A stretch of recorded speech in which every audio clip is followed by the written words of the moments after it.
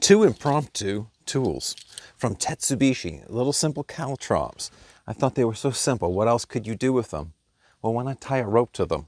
And then, of course, in tying one, I thought, well, this isn't my idea. This came from a scroll. It was a picture of shuriken, like sunben shuriken, that were all tied together. It got me thinking, well, if they were tied together, you could set traps and bring them back.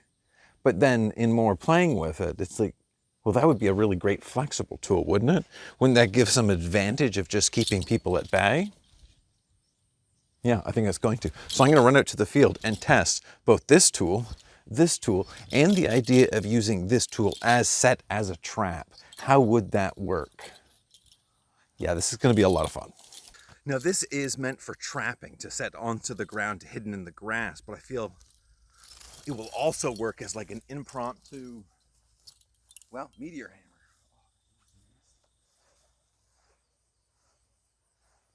Yeah, even just touching this.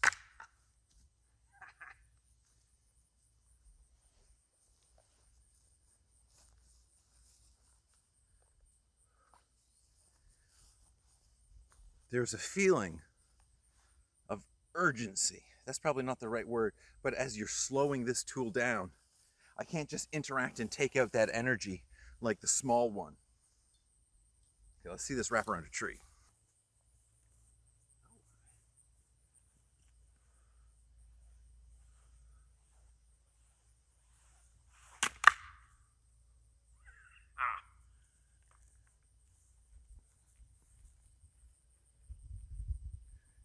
Yeah, it did exactly what I thought it would do.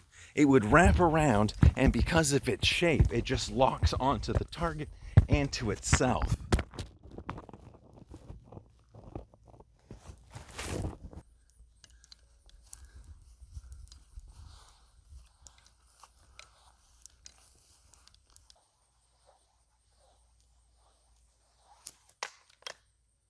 Taking that off of you is going to be a trouble.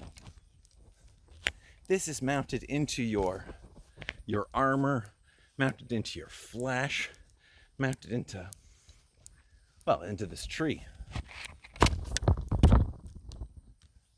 Well, at least what was a tree.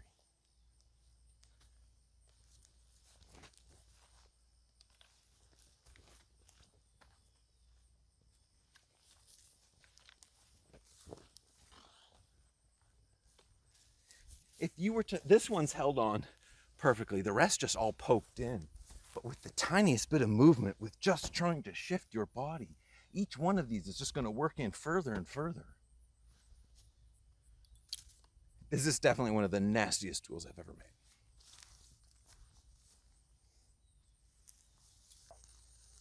So this is just simply a meteor hammer.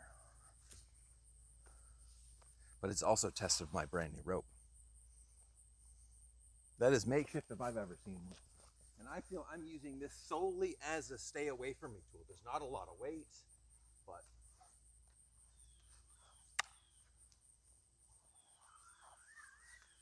there's a lot of speed. It's holding up quite well, but it's annoyingly light. There's no, when I try to recoil it and bring it back again, if I don't get it, of course, if you don't get in the proper rhythm, it's never going to work, but it just seems like the cord is almost as equal of weight as the weight itself. It's a spike. That's nice, but it doesn't hold on.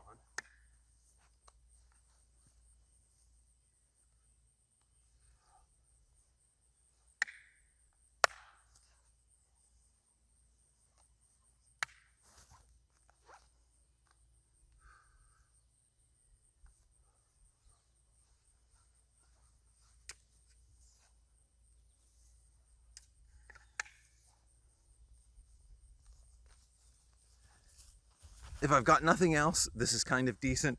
It's kind of fun. It's kind of just going to annoy your adversary. When it would go past and that flexibility takes over, it wraps around and caught into the neck. But only that one time. The rest of the time it would bounce. There's not much mass behind this. as impromptu, I think we're better off with a rock. Okay. Switching to the new tool.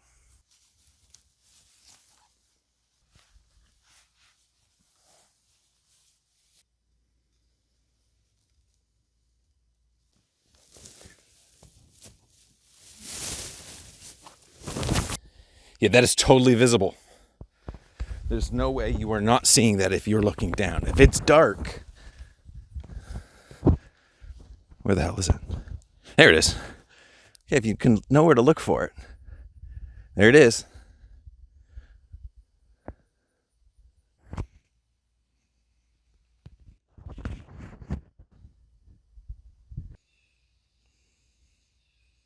This is a pass. That would totally work.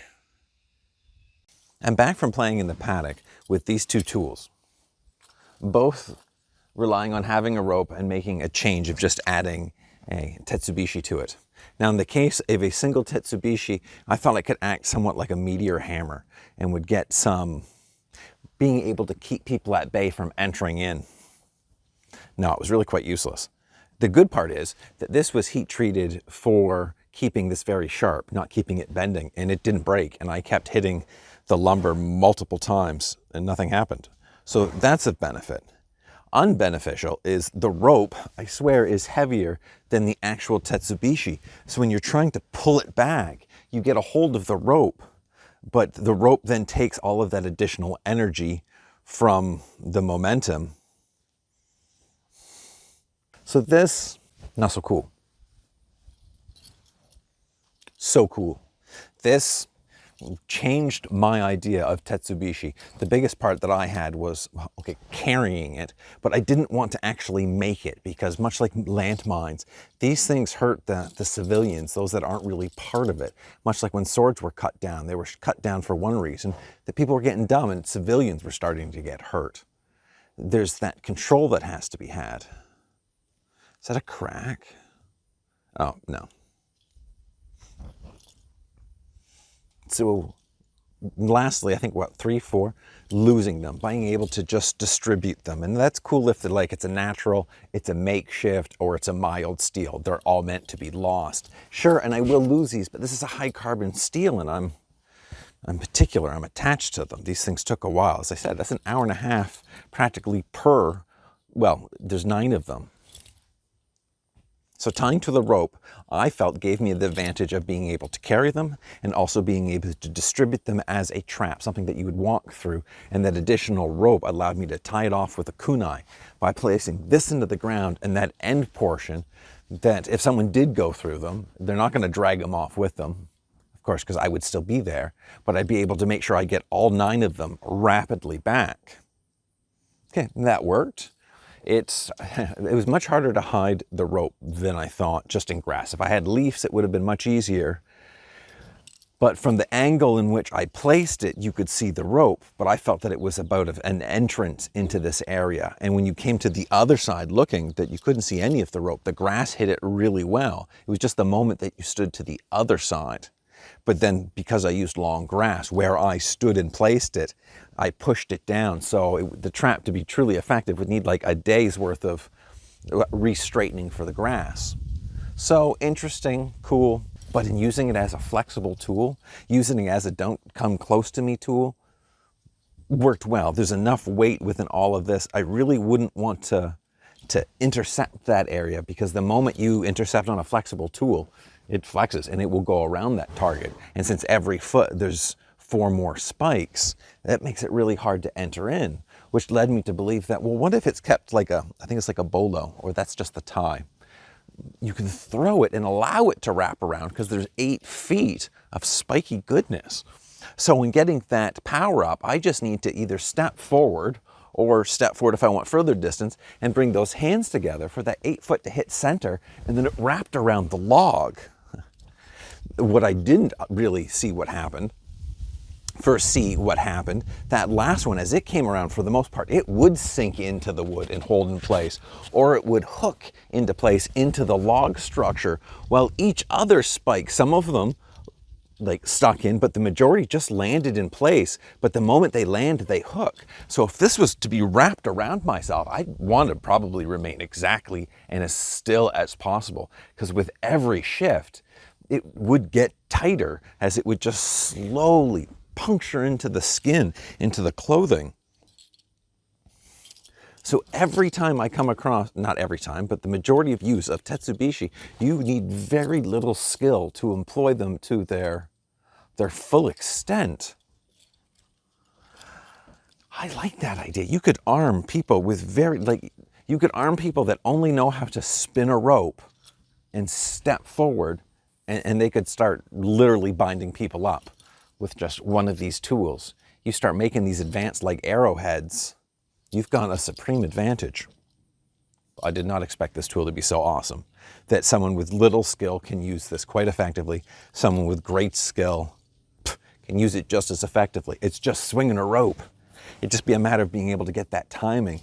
But gotta say, a tool like that's gotta make you think, yeah, you know what? It's not worth it. I'm just gonna back off. Let's have a conversation about this.